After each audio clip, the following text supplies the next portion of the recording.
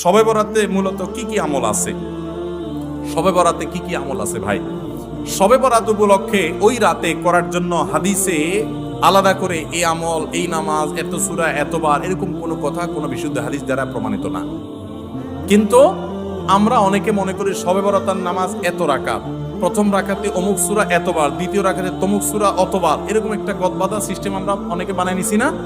এগুলোর কথা কোনো হাদিস দ্বারা কিন্তু প্রমাণিত না। হাদিসের নামে, ইসলামের নাম মন গড়া কিছু করলে সেটা কিন্তু জায়েজ হবে না। তাহলে আমি কি করতে পারি?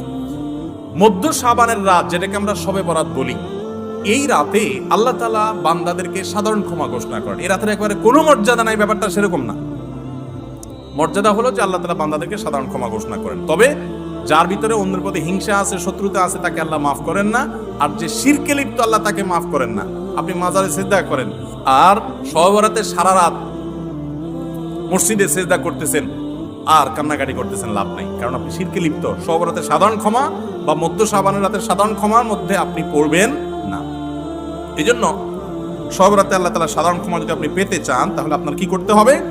আপনার নিজেকে শিরক থেকে মুক্ত করতে হবে। শত্রুতা বিদ্বেষ কারোর প্রতি রাখা যাবে না, সবাইকে মাফ করে দিতে হবে। আল্লাহ আমাদেরকে তৌফিক দান করুন।